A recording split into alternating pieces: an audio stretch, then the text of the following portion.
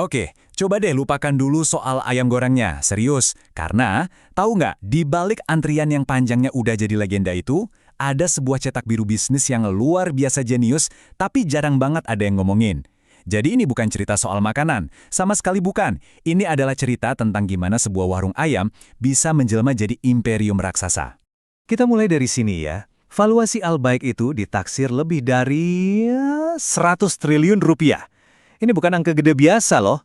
Angka ini tuh secara nggak langsung menempatkan sebuah merek ayam goreng di liga yang sama dengan raksasa-raksasa teknologi dunia.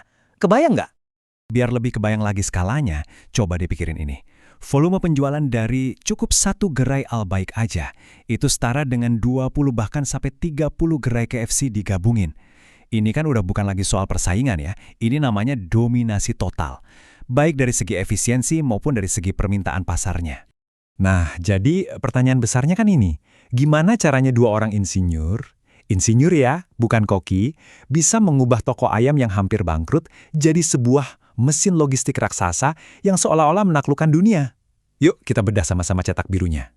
Oke, rahasia pertama dan mungkin yang paling fundamental itu ada di siapa yang megang kendali. Bukan koki, tapi dua orang insinyur namanya Ihsan dan Rami Abu Ghazalah. Nah, latar belakang teknik mereka inilah yang mengubah segalanya. Beneran, karena mereka itu nggak ngelihat dapur sebagai, ya dapur, mereka melihatnya sebagai pabrik. Sebuah pabrik yang harus direkayasa biar efisiensinya maksimal. Kebanyakan orang mikir, Albaik itu pasti karena resep rahasia keluarganya. Nah, itu mitosnya. Kekuatan mereka yang sebenarnya itu ada di cetak biru rekayasa. Jadi mereka itu ngebuang jauh-jauh yang namanya intuisi koki.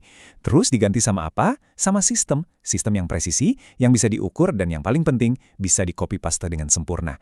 Bayangin aja, mereka ngebangun bisnis ayam goreng, tapi pendekatannya kayak lagi ngebangun kilang minyak. Serius. Contoh teknologinya nih ya, salah satu pilarnya itu namanya vakum tumbling. Ini tuh basically proses industrial di mana ayam sama 18 bumbu rahasianya itu kayak ditembakkan langsung ke dalam daging pakai tekanan vakum. Hasilnya, konsistensi yang mutlak. Jadi setiap gigitan ayam Albaik, mau di cabang manapun Anda makan, kapanpun, rasanya bakal sama persis, identik. Nah inilah yang bikin mereka bisa scale up gede-gedean tanpa harus khawatir soal kualitas rasa yang turun. Oke, sekarang kita masuk ke strategi kedua mereka. Dan yang ini benar-benar anomali, melawan semua teori di buku teks bisnis. Coba pikir, saat semua merek lain itu kan balapan, berlomba-lomba buat ekspansi, buka cabang di mana-mana, Albaik justru sebaliknya. Mereka membangun imperiumnya justru dari kekuatan untuk bilang, enggak. Selama lebih dari 30 tahun loh, mereka itu nolak mentah-mentah tawaran waralaba yang nilainya jutaan dolar. Dari Dubai, Qatar, Kuwait, semua ditolak. Mereka sengaja banget membatasi diri cuma ada di sekitar 3 kota suci, Jeddah, Mekah, dan Madinah. Buat bisnis modern ini kan kedengarannya gila ya, tapi mereka lebih milih kendali mutu yang total daripada dapat duit cepat dari ekspansi. Dan strategi menolak ini ternyata jenius banget efeknya. Pertama, mereka ciptakan kelangkaan. Terus kelangkaan ini memicu yang namanya fear of missing out, FOMO massal, terutama buat jutaan jemaah haji dan umroh dari seluruh dunia. Dan tiba-tiba, Albaik itu bukan lagi cuma sekedar makanan. Statusnya naik, jadi semacam piala atau oleh-oleh wajib yang jadi bukti, gue udah pernah kesana loh. Nah lanjut ya ke pilar ketiga. Ini mungkin fondasi mereka yang paling kokoh, yaitu efisiensi yang bisa dibilang brutal. Yang mereka dapat dari mana? Dari menguasai seluruh rantai pasok, dari hulu sampai ke hilir. Di dunia bisnis, ini namanya integrasi vertikal. Artinya apa? Artinya mereka ngontrol semuanya sendiri. Mereka punya peternakan ayam sendiri, pabrik pengolahan sendiri, armada truk pendingin sendiri, bahkan sampai pabrik bumbu rahasianya pun punya sendiri. Dengan motong semua jalur perantara, ya mereka bisa ngendaliin biaya dan kualitas secara absolut, nggak ada tawar-menawar. Terus hasilnya buat kita sebagai konsumen apa? Nah ini dia, harga yang super murah dan stabil banget. Bayangin, selama puluhan tahun, harga satu paket lengkap itu stabil di kisaran 10 rial. Ini sebuah kemewahan yang hampir mustahil bisa dipertahankan kalau mereka nggak punya kendali penuh atas semua rantai pasoknya. Nah, semua kejeniusan logistik ini pernah diuji di level yang paling ekstrim. Itu tahun 1998.